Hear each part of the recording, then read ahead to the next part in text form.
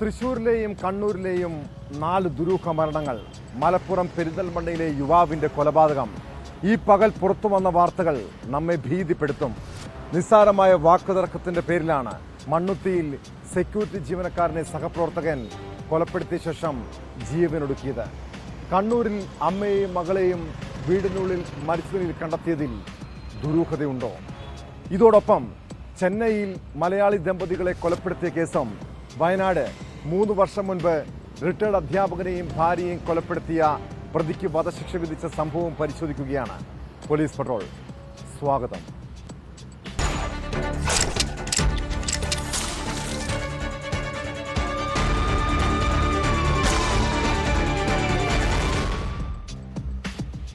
സാധാരണക്കാരായ മനുഷ്യരെ കൊലയാളിയും അക്രമിയും കുറ്റവാളിയുമൊക്കെ ആക്കുന്നത് ചില സാഹചര്യങ്ങളും നിസ്സാര കാരണങ്ങളുമൊക്കെയാണ്.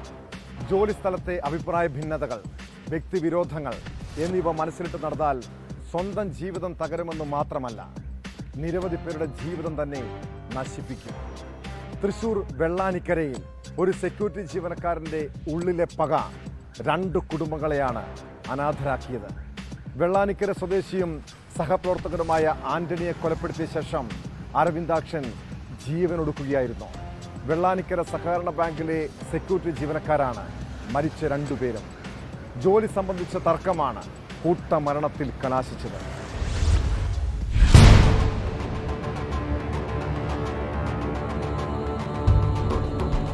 രാവിലെ 7 മണിക്ക് ബാങ്ക് തുറക്കാനെത്തിയ ജീവനക്കാരാണ് ഷട്ടറിന് മുന്നിൽ ആന്റണിയെ മരിച്ച നിലയിൽ കണ്ടെത്തിയത്. തലയിൽ മാരകമായ മുറിവുകൾ. തുടർന്ന് നടത്തിയ പരിശോധനയിൽ 100 മീറ്റർ അകലെ നീർച്ചാലിൽ അരവിന്ദാക്ഷന്റെ മൃതദേഹവും കണ്ടെത്തി. കൊലപാതകത്തിന് ശേഷമുള്ള ആത്മഹത്യയെന്നാണ് പ്രാഥമിക നിഗമനം. അരവിന്ദാക്ഷന്റെ മൃതദേഹത്തിന് സമീപത്ത് വിഷക്കുപ്പിയും കണ്ടെത്തി. ഇതാണ് കൊലപാതകത്തിന് ശേഷമുള്ള ആത്മഹത്യ എന്ന നിഗമനത്തിലേക്ക് പോലീസ് എത്താൻ കാരണം.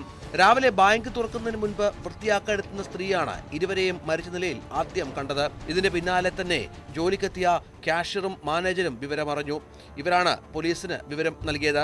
പിന്നാലെ സ്ഥലത്തെത്തിയ പോലീസ് പരിശോധനകൾ നടത്തി. ഇരുവരും തമ്മിൽ ജോലി സംബന്ധമായ തർക്കമുണ്ടായിരുന്നുവെന്നാണ് റിപ്പോർട്ടുകൾ. മണ്ണുത്തി കാർഷിക സർവകലാശാല ക്യാമ്പസിനകത്ത് പ്രവർത്തിക്കുന്ന ബാങ്കാണിത്. ഇരുവരും തമ്മിൽ തർക്കമുള്ളതായി അറിവില്ലെന്ന് ബാങ്ക് അധികൃതർ പ്രതികരിച്ചു. അരവിന്ദാക്ഷൻ 3 വർഷമായി ബാങ്കിന്റെ സെക്യൂരിറ്റി ജീവനക്കാരനാണ്. ബാങ്കിലെ അറ്റകുറ്റപ്പണികൾ നടക്കുന്നതിനാണ് ആന്റണിയെ കൂടി സെക്യൂരിറ്റിയായി നിയോഗിച്ചത്. പണികൾ പൂർത്തിയായതിനാൽ ജോലിയുടെ കാലാവധി അവസാനിക്കാനിരിക്കെയാണ് സംഭവം. ജോലി സ്ഥിരത സംബന്ധിച്ച് തർക്കമുണ്ടായിരുന്നു എന്ന് വ്യക്തമല്ലെന്ന് അധികൃതർ അറിയിച്ചു. കൂടുതൽ അന്വേഷണത്തിന് ശേഷമേ കൊലപാതകത്തിന് ശേഷമുള്ള ആത്മഹത്യയാണോ എന്ന കാര്യത്തിൽ ഉറപ്പിക്കാൻ കഴിയൂ എന്നാണ് മണ്ണുത്തി പോലീസ് വ്യക്തമാക്കുന്നത്.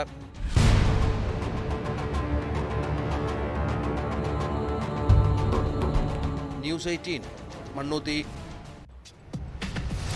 മികച്ച ജോലിയും സാമ്പത്തിക ഭദ്രതയും ലക്ഷ്യമിട്ട് മറുനാടുകളിൽ പോയി താമസിക്കുന്ന മലയാളികളുടെ ജീവിതം സുരക്ഷിതമാണോ? വിദേശ രാജ്യങ്ങളിലും അന്യ സംസ്ഥാനങ്ങളിലും ഒട്ടേറെ മലയാളികളാണിപ്പോൾ കൊലക്കത്തിക്കിരകളാകുന്നത്. ചെന്നൈയിൽ പാലാ സ്വദേശികളായ ദമ്പതികളെ വീടിനകത്ത് കഴുത്തറുത്ത് കൊല്ലപ്പെട്ട നിലയിൽ കണ്ടെത്തി. സിദ്ധവൈദ്യനായ ശിവൻ നായരും ഭാര്യയും റിട്ടയർഡ് അധ്യാപികയുമായ പ്രസന്നകുമാരിയുമാണ് മരിച്ചത്. കൊലപാതകയെന്ന് സംശയിക്കുന്ന രാജസ്ഥാൻ സ്വദേശിയെ പോലീസ് കസ്റ്റഡിയിലെടുത്തിട്ടുണ്ട്. സാമ്പത്തിക തർക്കമോ മോഷണമോ ആകാം കൊലപാതകത്തിന് കാരണമെന്നാണ് പോലീസ് നിഗമനം.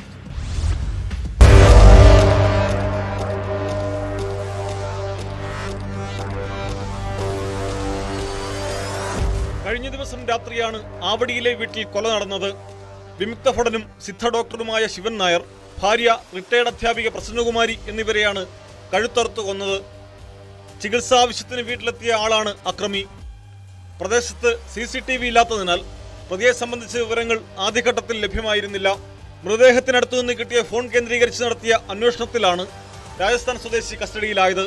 ഹാർഡ്വെയർ സ്ഥാപനത്തിൽ ജീവനക്കാരനായ മകേഷ് എന്നയാളാണ് കസ്റ്റഡിയിലുള്ളത്.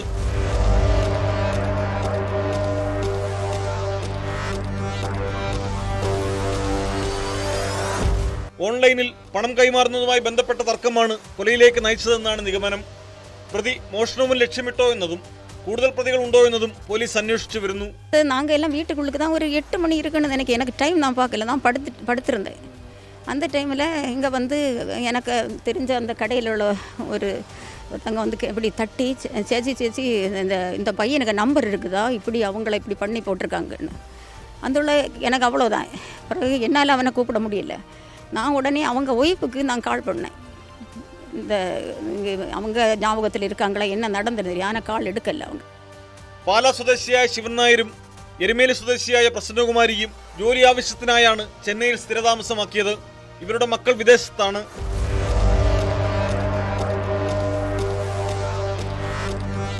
ന്യൂസ് 18 ചെന്നൈ. വയനാട് നെല്ലിയമ്പലം ഇരട്ടക്കൊലപാതക കേസ് അത്ര വേഗം പലരും മറക്കാനിടയില്ല. റിട്ടയർഡ് അധ്യാപകൻ പത്മാലയത്തിൽ കേശവൻ, ഭാര്യ പത്മാവതി എന്നിവരെ കൊലപ്പെടുത്തിയത് 3 വർഷം മുൻപാണ്. മോഷണത്തിനിടെയാണ് അയൽവാസിയായ യുവാവ് വൃദ്ധ ദമ്പതികളെ ക്രൂരമായി വെട്ടിക്കൊലപ്പെടുത്തിയത്. കേസിൽ പ്രതിക്ക് കോടതി വധശിക്ഷ വിധിച്ചു. അയൽവാസിയായ അർജുൻ 1 ലക്ഷം രൂപ പിഴയും ഒടുക്കണമെന്ന് അഡീഷണൽ ജില്ലാ സെഷൻസ് കോടതിയുടെ വിധിയിലുണ്ട്. സംഭവത്തിന് ശേഷം ആത്മഹത്യക്ക് ശ്രമിച്ച പ്രതിയെ 3 മാസത്തിന് ശേഷമാണ് പോലീസ് അറസ്റ്റ് ചെയ്തത്.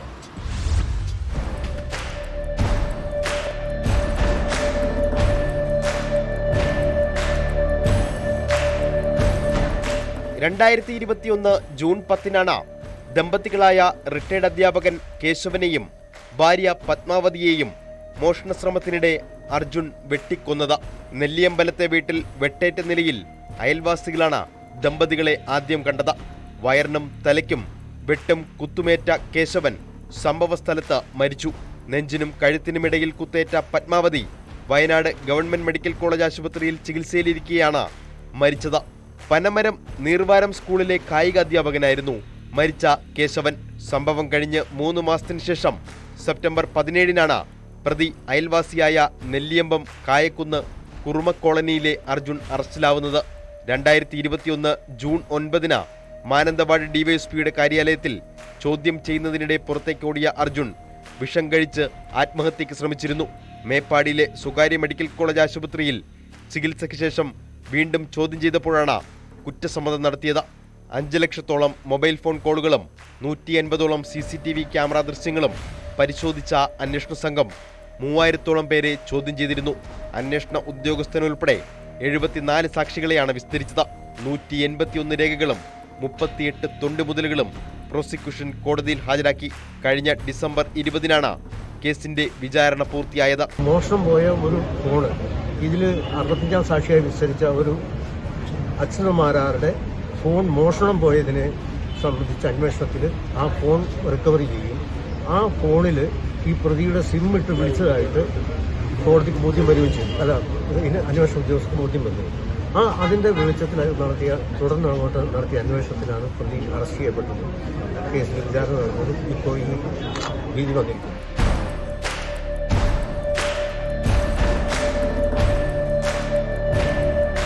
കൊലക്കുറ്റത്തിന് വധശിക്ഷ വിധിച്ച കോടതി വീട്ടിൽ അതിക്രമിച്ച് കയറലിന് 10 വർഷം തടവും 1 ലക്ഷം രൂപ പിഴയും, തെളിവ് നശിപ്പിക്കലിന് 7 വർഷം തടവും 1 ലക്ഷം രൂപ പിഴയും വിധിച്ചിട്ടുണ്ട്.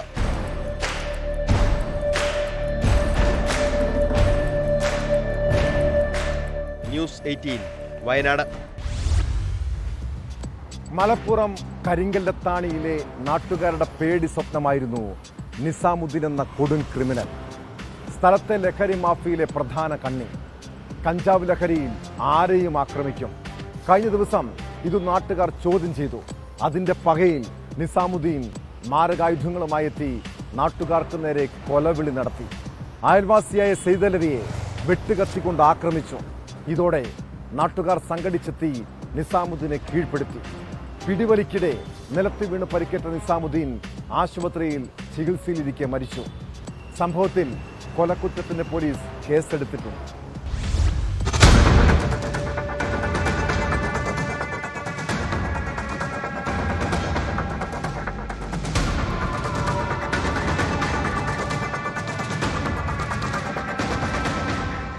നെല്ലിപ്പറമ്പ് കേന്ദ്രീകരിച്ച് നടത്തുന്ന ലഹരി മരുന്ന് വിൽപ്പന അവസാനിപ്പിക്കണമെന്ന് നാട്ടുകാർ നിസാമുദ്ദീനോടും സുഹൃത്തുക്കളോടും കഴിഞ്ഞ ദിവസം ആവശ്യപ്പെട്ടിരുന്നു. നിസാമുദ്ദീന്റെ അയൽവാസിയായ സെയ്തലവിയും സംഘത്തിലുണ്ടായിരുന്നു. ഇതിന് പ്രതികാരം ചെയ്യാൻ മാരകായുധങ്ങളുമായി എത്തിയ നിസാമുദ്ദീൻ സെയ്തലവിയുടെ കണ്ണിൽ മുളകുപൊടി വിതറിയ ശേഷം കയ്യിലുണ്ടായിരുന്ന വെട്ടുകത്തി ഉപയോഗിച്ച് ആക്രമിച്ചു. പുറത്ത് വെട്ടേറ്റ സെയ്തലവി സമീപത്തെ ചായക്കടയിൽ കയറിയാണ് രക്ഷപ്പെട്ടത്. ലഹരിയിലായിരുന്ന നിസാമുദ്ദീൻ പിന്നീട് ആയുധങ്ങളുമായി നാട്ടുകാർക്ക് നേരെ തിരിഞ്ഞു. കീഴ്പ്പെടുത്താനുള്ള നാട്ടുകാരുടെ ശ്രമത്തിനിടയിൽ നിസാമുദ്ദീനും മർദ്ദനമേറ്റെന്നാണ് പോലീസ് പറയുന്നത്. പിടിവലിക്കിടെ നിസാമുദ്ദീൻ നിലത്തു വീണു. മൂപ്പരെ ഇവിടെ വന്ന് നോക്കുമ്പോൾ മൂപ്പരെ മുഖത്തേക്ക് മുളക് പൊടി വെത്തൽ. അങ്ങനെ മുളക് പൊടി വെതിരിയിട്ട് വെട്ടാൻ വേണ്ടിയിട്ട് കത്തി അറിയുന്നിടത്ത് കടയിലേക്ക് വണ്ടിക്ക് പോകും. അങ്ങനെ കടയിൽ കയറി പിന്നെ കടയിൽ കുറേ ചീനുണ്ടാക്കി പിടിച്ച് ഞങ്ങളെല്ലാവരും കൂടെ കൂടി പിടിച്ച് പിന്നെ പുറത്താക്കി. ചെതലവിനെ വെട്ടി, അതായത് പുറകിലാണ് വെട്ട്, പിന്നെ കയ്യിലും ഉണ്ട് വെട്ട്. പിന്നെ മുട്ടയിട്ട് നമ്മുടെ ചെതലവി പ്രതിരോധിക്കാൻ കഴിയാത്ത രൂപത്തിൽ ഒരു അറ്റാക്കാണ് പെട്ടെന്നുണ്ടായത്. അങ്ങോട്ടുള്ള പരാക്രമത്തിൻ്റെ ഇടയിൽ ഇവരും വീണ്. ഈ അടിയുടെ ഇതിൽ അങ്ങോട്ടും ഇങ്ങോട്ടുള്ള പിടിവലിയിൽ ഇവൻ വീണ്. റോട്ടിലാണ് തല വെച്ച് വീണ്.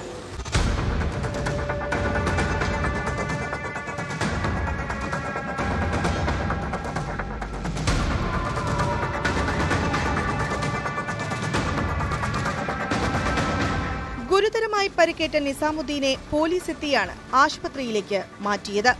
ആദ്യം പെരിന്തൽമണ്ണ ജില്ലാ ആശുപത്രിയിലെത്തിച്ച നിസാമുദ്ദീനെ പരിക്ക് ഗുരുതരമായതിനാൽ മഞ്ചേരി മെഡിക്കൽ കോളേജിലേക്ക് മാറ്റിയെങ്കിലും പിന്നീട് മരിച്ചു.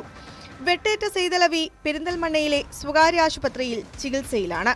സംഭവത്തിൽ കൊലക്കുറ്റം ചുമത്തി പെരിന്തൽമണ്ണ പോലീസ് കേസെടുത്തു. നിസാമുദ്ദീനെതിരെ പോലീസുകാരനെ വെട്ടിപ്പരിക്കേൽപ്പിച്ചതുൾപ്പെടെ 16 ക്രിമിനൽ കേസുകൾ ഉണ്ടെന്ന് പോലീസ് പറഞ്ഞു. ഇയാൾക്കെതിരെ കാപ്പ ചുമത്താനുള്ള നടപടി പുരോഗമിക്കുന്നതിനിടയിലാണ് സംഭവം.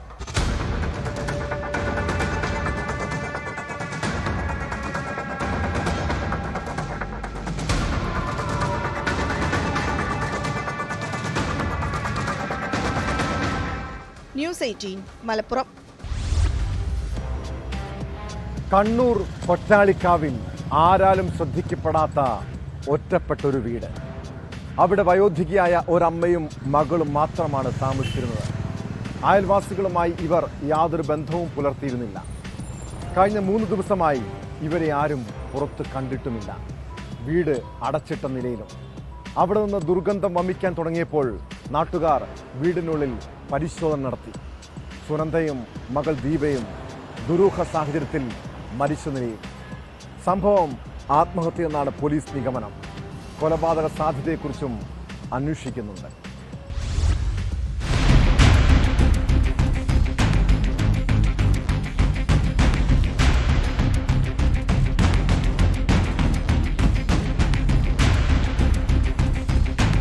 എഴുപത്തിയെട്ടുകാരിയായ സുനന്ദയുടെ മൃതദേഹം ഡൈനിങ് ഹാളിലും 44കാരിയായ ദീപയുടെ മൃതദേഹം അടുക്കളയിലുമാണ് കിടന്നിരുന്നത്.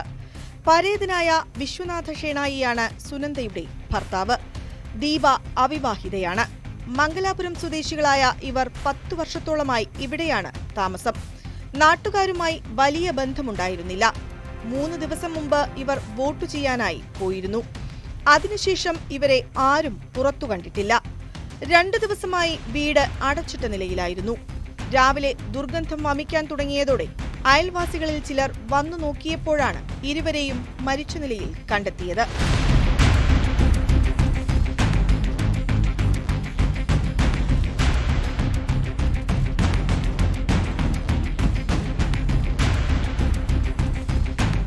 പോലീസ് സ്ഥലത്തെത്തി പരിശോധന നടത്തി. പോസ്റ്റ്മോർട്ടത്തിലെ മരണകാരണം വ്യക്തമാകൂ എന്ന് പോലീസ് പറഞ്ഞു.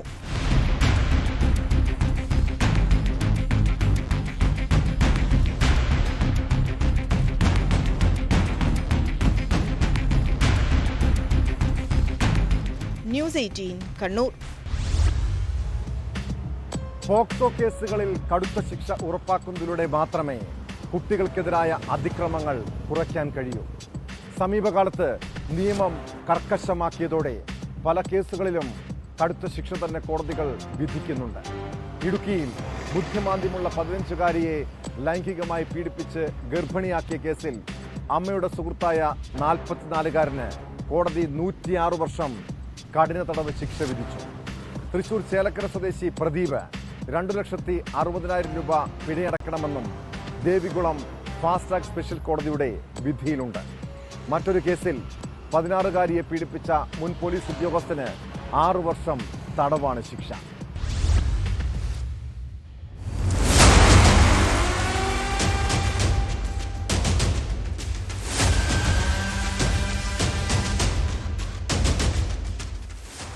ബുദ്ധിമാന്ദ്യമുള്ള 15-കാരിയെ ലൈംഗികമായി പീഡിപ്പിച്ച് ഗർഭിണിയാക്കിയ കേസിലാണ് മാതാവിന്റെ സുഹൃത്തായ 44-കാരന് 106 വർഷം കഠിന തടവും 2,60,000 രൂപ പിഴയും ദേവികുളം ഫാസ്റ്റ് ട്രാക്ക് സ്പെഷ്യൽ കോടതി വിധിച്ചത്. തൃശൂർ ചേലക്കര സ്വദേശി പത്മനാഭൻ എന്ന പ്രദീപിനെയാണ് ശിക്ഷിച്ചത്. പിഴ അടക്കാതിരുന്നാൽ 22 മാസം കൂടി അധിക കഠിന തടവ് അനുഭവിക്കണം. തുകയടച്ചാൽ പെൺകുട്ടിക്ക് നൽകാനും അതിനു പുറമെ ജില്ലാ ലീഗൽ സർവീസസ് അതോറിറ്റി നഷ്ടപരിഹാരം അനുവദിക്കാനും കോടതി ഉത്തരവായി. 2022 കേസിനാസ്പദമായ സംഭവം. പെൺകുട്ടിയുടെ മാതാവിനോടൊപ്പം അടിമാലിയിൽ ഒരു ഹോട്ടലിൽ ജോലി ചെയ്തിരുന്ന പ്രദീപ് പിന്നീട് ഇവരുമായി സൗഹൃദത്തിലായി. തുടർന്ന് ഇവരോടൊപ്പം താമസമാക്കിയയാൾ മാതാവും സഹോദരങ്ങളും വീട്ടിലില്ലാതിരുന്ന അവസരങ്ങളിൽ പെൺകുട്ടിയെ ലൈംഗികമായി പീഡിപ്പിച്ചു വരികയായിരുന്നു. ശാരീരിക ബുദ്ധിമുട്ടുകളെ തുടർന്ന് അടിമാലി താലൂക്ക് ആശുപത്രിയിൽ നടത്തിയ പരിശോധനയിൽ പെൺകുട്ടി ഗർഭിണിയാണെന്ന് മനസ്സിലായതോടെ പീഡന വിവരം പുറത്തറിഞ്ഞു. പ്രോസിക്യൂഷന് വേണ്ടി special public prosecutor advocate Smiju K Das കോടതിയിൽ ഹാജരായി.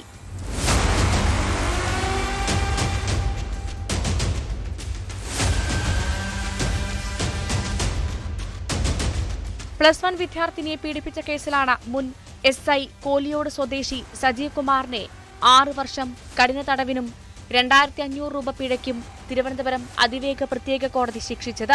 പിഴ അടച്ചില്ലെങ്കിൽ 3 മാസം കൂടുതൽ തടവ് അനുഭവിക്കണം. പിഴത്തുക കുട്ടിക്ക് നൽകാനും നിർദ്ദേശമുണ്ട്. 2019 നവംബർ 26 വൈകിട്ടാണ് കേസിനാസ്പദമായ സംഭവം. പ്രതി റെസിഡന്റ് അസോസിയേഷന്റെ പ്രസിഡന്റും കുട്ടി ചിൽഡ്രൻസ് ക്ലബിന്റെ പ്രസിഡന്റുമായിരുന്നു. ഇതുമായി ബന്ധപ്പെട്ട് കുട്ടികളുടെ ലിസ്റ്റ് വാങ്ങാനായി വീട്ടിൽ വിളിച്ചുവരുത്തി പീഡിപ്പിച്ചെന്നാണ് കേസ്. ബോംബ് ഡിറ്റക്ഷൻ സ്ക്വാഡിലെ സബ് ഇൻസ്പെക്ടറായിരുന്ന സജീവിനെ കേസെടുത്തതിനെ തുടർന്ന് സർവീസിൽ നിന്നും പിരിച്ചുവിട്ടിരുന്നു. പ്രോസിക്യൂഷന് വേണ്ടി special public prosecutor Vijay Mohan RS, advocate Akhilesh RY എന്നിവർ ഹാജരായി.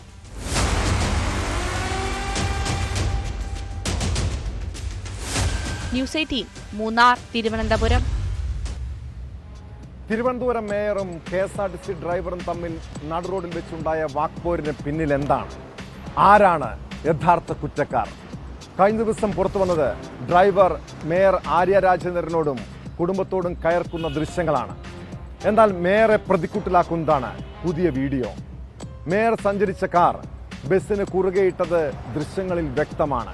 ഇതിന് പിന്നാലെ ഡ്രൈവർ ലഹരി ഉപയോഗിച്ചതായും തനിക്കും ബന്ധുവായ യുവതിക്കുമെതിരെ അശ്ലീല ആംഗ്യം കാണിച്ചെന്നും ഉന്നയിച്ച് പുതിയ വാദവുമായി മേയർ രംഗത്തെത്തിയിട്ടുണ്ട്. സംഭവത്തിൽ ഡ്രൈവർ യദുവിനെതിരെ പോലീസ് കേസെടുക്കുകയും KSRTC ജോലിയിൽ നിന്ന് മാറ്റുകയും ചെയ്തു. എന്നാൽ സർവീസ് തടസ്സപ്പെടുത്തുകയും യാത്രക്കാരെ ബുദ്ധിമുട്ടിക്കുകയും ചെയ്ത മേയർക്കെതിരെ യാതൊരു നടപടിയുമില്ല.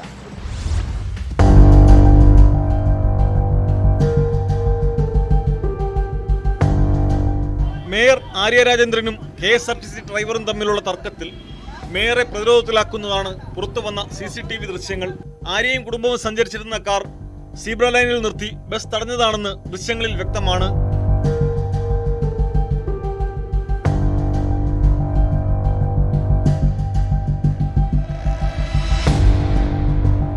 അതേസമയം വാഹനത്തിന് സൈഡ് തരാത്തതുമായി ബന്ധപ്പെട്ട തർക്കം മാത്രമായി വിഷയത്തെ കാണരുതെന്ന് മേയർ പറഞ്ഞു. ഡ്രൈവർ മോശമായാണ് സംസാരിച്ചത്. ലഹരി ഉപയോഗിച്ചിരുന്ന ഡ്രൈവർ ലൈംഗിക ചുവയുള്ള ആംഗ്യം കാണിച്ചു. പോലീസ് എത്തിയപ്പോൾ മാത്രമാണ് ഡ്രൈവർ മാന്യമായി സംസാരിച്ചത്. ഇയാൾക്കെതിരെ മുമ്പ് മോശം ഡ്രൈവിംഗിന്റെ പേരിൽ കേസുകളുണ്ടെന്നും മേയർ പറയുന്നു. ഇത് റോഡ് സൈഡ് തരാത്തൊരു പ്രശ്നമൊന്നുമല്ല, അങ്ങനെ ഒരു പ്രശ്നത്തിന്റെ ഭാഗവുമല്ല ഈ വിഷയം എന്നുള്ളത്. അദ്ദേഹം കാണിച്ചിട്ടുള്ള ലൈംഗികപരമായിട്ടുള്ള ഈ വിഷയം ചോദ്യം ചെയ്യപ്പെടണം എന്നുള്ള കാര്യം മാത്രമേ നമ്മുടെ മുന്നിലുള്ളൂ. ആ പരാതിയിൽ തന്നെ വ്യക്തമായി ഞാൻ പറയുന്നുണ്ട്, എന്നെ കാറിലിരുന്ന എന്നെയും എൻ്റെ സഹോദരൻ്റെ ഭാര്യയെയും അദ്ദേഹം അസഭ്യം കാണിച്ചതുകൊണ്ടാണ്, ലൈംഗിക ചുവയോടുകൂടി അസഭ്യം കാണിക്കുകയും അപകടകരമായ രീതിയിൽ അദ്ദേഹം വാഹനം ഓടിക്കുകയും ചെയ്തതുകൊണ്ടാണ് എൻ്റെ പരാതി. അല്ലാതെ സൈഡ് തരാത്തൊരു പ്രശ്നമേ അല്ല. ഡ്രൈവർ ഞങ്ങളോട് ഷൗട്ട് ചെയ്യുകയും അദ്ദേഹം ഈ ലഹരി പദാർത്ഥം ഉപയോഗിച്ചതിന് ശേഷം പുറത്തു കളയുകയൊക്കെ ചെയ്യുന്ന സമയത്താണ് ഈ വീഡിയോ എടുക്കുന്നത്.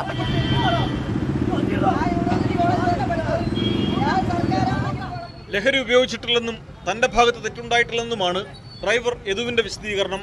സംഭവത്തിൽ KSRTCയും അന്വേഷണം നടത്തിവരുന്നു. ബസ്സിലെ യാത്രക്കാരുടെ മൊഴി KSRTC എടുത്തിട്ടുണ്ട്. ഡ്രൈവർക്കെതിരായ ആര്യ രാജേന്ദ്രന്റെ പരാതിയിൽ പോലീസ് കേസെടുത്ത് ഇയാളെ സ്റ്റേഷൻ ജാമ്യത്തിൽ വിട്ടയച്ചിരുന്നു. അതേസമയം ട്രിപ്പ് മുടക്കിയെന്നാരോപിച്ച് ഡ്രൈവർ നൽകിയ പരാതിയിൽ പോലീസ് കേസെടുത്തിട്ടില്ല. ന്യൂസ് 18 തിരുവനന്തപുരം. വേനൽ അവധിക്കാലമായതിനാൽ മൂന്നാറിൽ വിനോദസഞ്ചാരികൾ കൂട്ടത്തോടെ ഇപ്പോൾ എത്തുന്നുണ്ട്. മൂന്നാർ ടൗണിലെത്തുന്ന വിനോദസഞ്ചാരികൾ പാതയോരങ്ങളിൽ അലക്ഷ്യമായി വാഹനം നിർത്തിയിടുന്നത് കാരണം വലിയ രീതിയിൽ ഗതാഗത കുരുക്കുമുണ്ടാകും. ഇത് നിയന്ത്രിക്കാൻ പോലീസ് ശ്രമിക്കുന്നത് പലപ്പോഴും പ്രശ്നങ്ങൾക്കിടയാക്കുന്നുണ്ട്. കഴിഞ്ഞ ദിവസം മൂന്നാറിൽ വഴിയരികിൽ വാഹനം നിർത്തിയത് ചോദ്യം ചെയ്ത സിവിൽ പോലീസ് ഓഫീസർക്ക് നേരെ ഡ്രൈവറുടെ അസഭ്യവർഷമുണ്ടായി. സംഭവത്തിൽ നിരവധി കേസുകളിലെ പ്രതിയായ എറണാകുളം സ്വദേശി രാധാകൃഷ്ണനെ പോലീസ് അറസ്റ്റ് ചെയ്തു.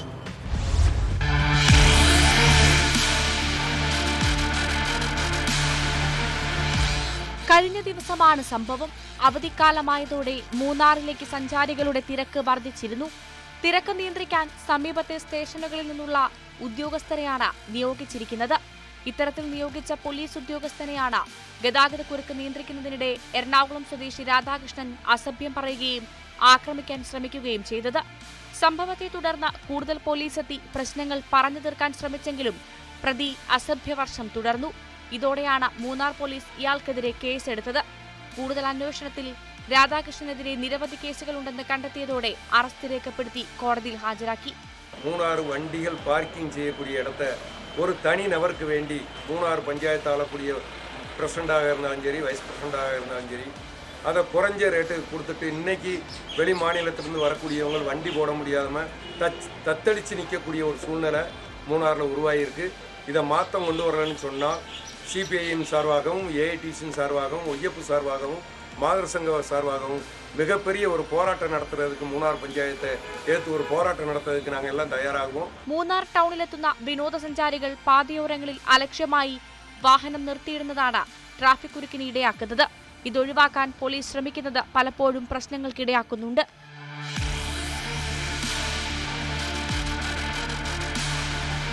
ന്യൂസ് 18 മൂന്നാർ. പോലീസ് പട്രോളിന് പോകുന്നത് ഇടുക്കി മാങ്കുളത്തേക്കാണ്. മാങ്കുളത്ത് മുൻ വൈരാഗ്യത്തിന്റെ പേരിൽ ഓട്ടോറിക്ഷ ഡ്രൈവറെ വെട്ടിക്കൊലപ്പെടുത്താൻ ശ്രമം. സംഭവത്തിൽ 3 പേർ പിടിയിലായി. മാങ്കുളം ആനക്കുളത്തായിരുന്നു സംഭവം.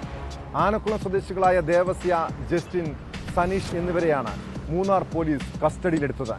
പിടിയിലായവർ ഏതാനും ആഴ്ചകൾക്ക് മുൻപ് വിനോദസഞ്ചാരികളെ ആക്രമിച്ച കേസിൽ പ്രതികളാണ്.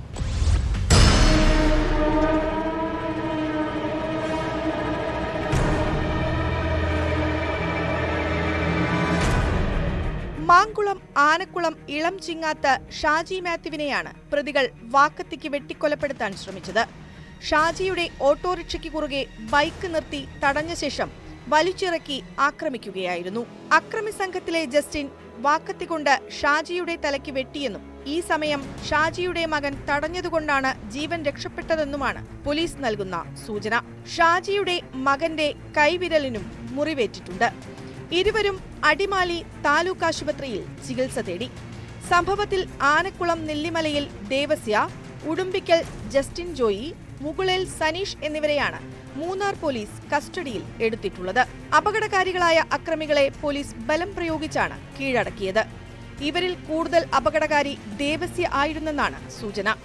ഇയാൾ തോർത്തിൽ കല്ലുകെട്ടി തലക്കടിച്ച് എതിരാളിയെ പരിക്കേൽപ്പിക്കുന്നതിൽ ബിരുദനാണെന്നാണ് പോലീസ് പങ്കുവെക്കുന്ന വിവരം. പിടിയിലായവരിൽ ദേവസ്യ ഒഴികെയുള്ളവർ ഏതാനും ആഴ്ചകൾക്ക് മുമ്പ് ആനക്കുളത്ത് വിനോദസഞ്ചാരികളെ ആക്രമിച്ച് സംഘത്തിൽ ഉൾപ്പെട്ടിരുന്നെന്നും പോലീസ് അറിയിച്ചു.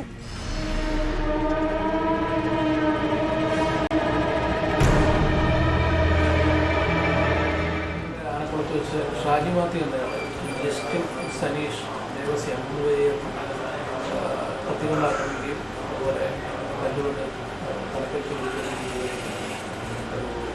വധശ്രമത്തിൻ്റെ കേസ് രജിസ്റ്റർ ചെയ്തു 3 പേരെ അറസ്റ്റ് ചെയ്ത് അന്വേഷണം നടത്തുകയാണ്. വിനോദസഞ്ചാരികളെ അക്രമികളിൽ നിന്നും രക്ഷിക്കാൻ ഓട്ടോ ഡ്രൈവർ ഷാജി ഇടപെട്ടിരുന്നു. ഇതാണ് ഇപ്പോഴത്തെ ആക്രമണത്തിന് കാരണമെന്നാണ് പോലീസ് അന്വേഷണത്തിൽ വ്യക്തമായത്. Munnar CI Rajan K Aramana, SI Saji M Joseph, ASI Nishad CK, CPO Saheer Hussain എന്നിവരാണ് പ്രതികളെ പിടികൂടിയത്.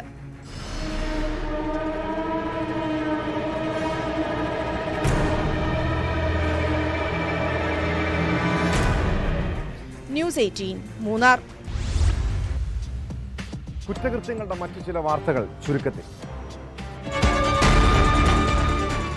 ദല്ലാൽ നന്ദകുമാറിനെതിരെ ശോഭാ സുരേന്ദ്രന്റെ പരാതിയിൽ കേസെടുത്തു പോലീസ്. ആലപ്പുഴ പുന്നപ്ര പോലീസ് ശോഭാ സുരേന്ദ്രന്റെ മൊഴി രേഖപ്പെടുത്തി. കിളിമാനൂർ തട്ടത്തുമലയിൽ റോഡരികിൽ പാർക്ക് ചെയ്തിരുന്ന കാറിന് കേടുവരുത്തിയതായി പരാതി. തേവയിൽ സ്വദേശിയായ വീട്ടമ്മ പോലീസിൽ പരാതി നൽകി. പോലീസ് കമ്മീഷണർ ഓഫീസിന് മുമ്പിൽ രണ്ടാം ഘട്ട സമരവുമായി കോഴിക്കോട് മെഡിക്കൽ കോളേജ് ICU പീഡനക്കേസ് അതിജീവിത. സമരം ഗൈനക്കോളജ് പ്രീതയ്ക്കെതിരായ അന്വേഷണ റിപ്പോർട്ട് കൈമാറാത്ത സാഹചര്യത്തിൽ